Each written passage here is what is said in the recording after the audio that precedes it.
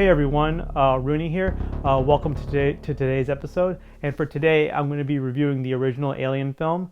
Alien, many people could say, was definitely quite an impactful thing when it came out. When it comes to the space movies, I think it's fair to say in 1979, people would be thinking about things like Star Wars or Star Trek or 2001, and it's fair to say that those were the things that sort of eclipsed the whole space movie genre. And with those movies, with Star Trek, you got Kirk. With Star Wars, you got Luke and Han. So and with Alien, we got Ripley. We got badass female Ripley, and that's just like that. I think for a lot of people, it was just really like something unique to see, like the female hero was basically in a male dominant environment. So I imagine most people know the general plot of the film, but here's a quick recap. So there's the crew of Nostromo. They're a mining crew. They're on their way back to Earth. Their motherboard, which they call Mother, gets a distress signal, and their company, Weyland-Yutani, basically forces the crew to investigate. So some of the crew members, Dallas, Lambert, and Kane, they go down on the planet to check it out. They come across the remains of an alien ship, and in this world, different alien life forms are already known to exist, and so they come across what's basically a fossilized dead humanoid alien as the pilot of the ship, and then underneath they discover a cave filled with these giant leather eggs. Kane is the first one to go down there, and as he approaches an egg, it opens up, and the creature inside attacks him. The crew brings Kane back. They examine him, and they see the alien creature attached to his face. They can't pry the creature off. When they try cutting it, an acid seeps out. So if they try any way they try going about getting this thing off his face, it's just not going to happen. They're going to kill Kane in the process, and they could destroy their ship as well. Eventually, at some point later, the creature just mysteriously is off Kane, and Kane appears to be normal. So the crew, they all get together, they're having dinner, and suddenly Kane just starts acting totally haywire, like he's going crazy. And before everyone knows it, as they try to get him to calm down, and boom, creature just bursts out of his body. Kane's dead, and this creature is now loose on the ship. So now it looks like the crew's got to try to do janitor duty and get this thing off their ship. So eventually, this little rodent thing grows into this big, giant, badass Xeno, and this Xeno starts killing off the crew members one by one. And eventually, the only people that are left are Lambert, Parker, Ripley, and Ash. And unbeknownst to the crew, Ash, the science officer, he has orders to keep the alien alive and bring back to Earth, and deems the rest of the crew expendable. And it turns out that Ash was a robot, and throughout the whole movie, Ash has sort of subtly been trying to protect the creature, because their company, Weyland-Yutani, they want this creature. They want to exploit it for their weapons division, for their bioscience, and they consider the creature the perfect organism. So the remaining crew decide to use the ship's lifeboat to get off. And while Parker and Lambert are making preparations, the Xeno comes across them and murders them. And eventually, it's just Ripley. And Ripley and her cat, to be more specific. So Ripley sets a self-destruct on the ship. The ship blows up, and Ripley makes it back to the lifeboat and is able to escape on time.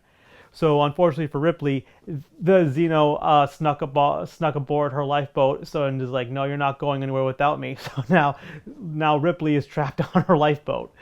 She's able to devise a plan to eject the creature out into outer space, and then can only hope that somebody picks her up as she goes into hypersleep. So that's basically the general abridged version of what went down in the movie. As I mentioned, when I first saw the movie, I really wasn't the biggest fan of it. Back then when I first saw it, I was a teenager. Basically movies like I don't know, like Bad Boys, Michael Bay flicks like Armageddon. They were like the kind of movies I enjoyed. So Alien didn't really feature that kind of filmmaking. But when I got older, when I started to wanted to get into filmmaking myself, I really enjoy like how Ridley Scott, its director, how he went on about going on about his storytelling, and that's something I just found myself um, growing to love. I really love how the sound design in the movie, how it just plays out. The ship sound effects. They just they sound like mechanical yet organic at the same time. The soundtrack is just like it really reels you in. It's very very creepy, very very atmospheric. And there's just a lot of moving tracking shots that are uninterrupted. That's always been something I loved. Just moving shots, especially. I don't know why. Maybe because in my personal opinion, I feel like moving shots sort of gives a sense of realism to it. And throughout the movie, we see shots that where we're going down the hallways, how we're moving forward into a room. Even in the opening shot, you see just a pan across space as the opening titles come up. And I always loved how while the opening titles come up, you see the film's titles slowly appear, and it first look like almost like as if it's like an alien language that's coming up, but eventually, as the letters come up, they slowly form the title Alien. The movie really evokes how it is a horror movie and how you are in space, how it's because it is a horror movie that takes place in space. It's very dark, it's very alone, there's very little actual lighting. All the lighting in this is really just electrical, all its stuff, the overhead lights, the flashlights, the little fire from the flamethrower during the hallway scenes. It really builds a claustrophobic setting, because the hallways, they just looked cramped. The acting in the movie is just phenomenal. I mean, the all around cast members, they did a great job. One person I really actually want to highlight is Veronica Cartwright, who played Lambert. Now, most people, when they think Alien, they automatically think Sigourney Weaver. But for me, I just think Veronica Cartwright never really got enough credit. I mean, I really love the way how she just plays out when her character is just freaking out all the time during her moments, but in regards to her situation, or when she's being confronted by the Xeno, you can just really just see the terror and fear in her and fear in her eyes. I really liked how there was that sense of familiarity and camaraderie among the crew, because especially with their banter they had with each other, it really makes you believe that the crew, that they're just this group of friends who've been working together for a long time.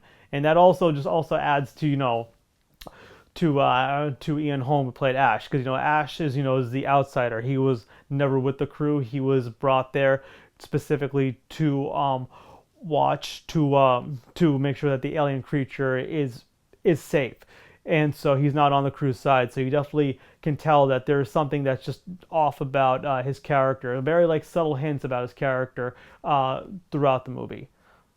There is one part of the movie that I don't like, and anybody can disagree with me on this. This is really just just a little subjective, just a subjective part. It's a musical part when the scene when the acid was burning through the hull, just the way the music plays out there. So the music in the movie was composed by a composer named Jerry Goldsmith, who also does the music for Star Trek. And in this moment, to me, the music felt like it was like Goldsmith was going to the Star Trek territory. It felt like it was Star Trek music and not Alien. And Star Trek's great and everything, but we're not watching Star Trek, we're watching Alien. And I remember there's the podcast Perfect Organism. I know in there, I think the guys on that, they actually made that same. I don't think it was about this scene, but they talked about how there was a moment for them where they felt like the soundtrack was going into the Star Trek territory, and we're not watching Star Trek, we're watching Alien. H.R. Giger, I mean, really, the work, the design he did on this, it's just absolutely legendary. I mean, I honestly believe that the Xeno may very well be the coolest alien film alien like ever, or at least in our lifetime. I mean, between the characters we see in Star Wars or Star Trek or E.T., any other alien on film that we've seen elsewhere, I really think that the Xeno could really be like the quite possibly the coolest looking alien ever. The sound effects, they're just phenomenal. I mean, between the way the sound effects from the Nostromo, between going between pushing the buttons or going through the doors, the noises from the scanner as they're searching for the creature. One crew member, Brett, goes searching for Jonesy in what looks like some sort of storage area, and you just the way you hear the water dripping and the chains just clanging. It really just gets you invested. And of course, one of the most notable aspects of the movie is the fact that we really don't get any real proper shots of the alien until we see until the end when Ripley is trapped with it on the lifeboat. Like before, it's usually quick things. I mean, I know when we get a shot of it, we get like a nice medium shot of it as it attacks Lambert and Parker, but really, it's really the end where it's emphasized as to what we've been dealing with the whole time, and that was like that's just that was just such a great reveal. An interesting thing to note of it is that what aged pretty well in the movie was the technology that was featured. And what I mean by that is because the crew, they're basically blue collar workers. They're you definitely get the sense that they're not being treated well by their company, and so you can tell that the company.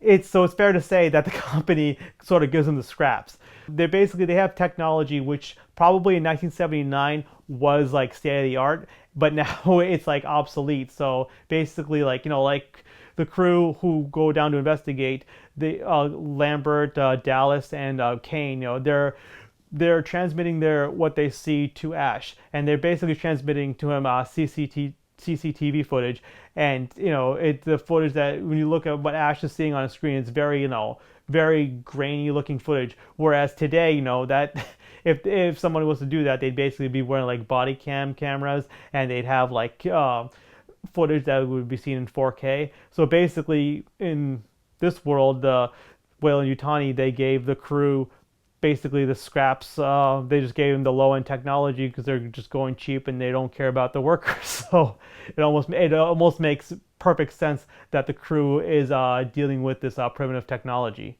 And speaking about technology, aside from the overall theme about survival, there is this theme about humanity versus technology that plays out throughout the movie.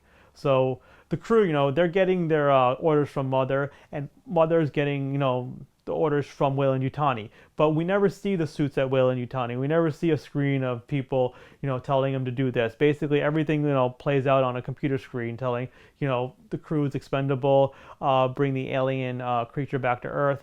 So basically, the crew has to make the decision to eventually fight back. They're gonna kill the alien. They're gonna go against orders. Ash is revealed to be a robot, so they have to fight Ash. And eventually, they make the decision to destroy the ship and essentially destroy the technology. Movie really is just very engaging, just really thrilling. I can't even tell you how many times I know when Dallas goes down to try to searching for the alien and trying to escape, and when it's behind them, how many times I still get that jump scare. As mentioned earlier, the only real issue I really have is just the fact that I just don't like the music that plays out when the acid just seeps through the hull. It just like I said, it just sounds too Star Trekky in my opinion. So and if that's the only real gripe I have with it, imagine how awesome overall the movie is. So if you haven't seen it and you have the means to check it out right now, I'd say go for it, and I hope you enjoy.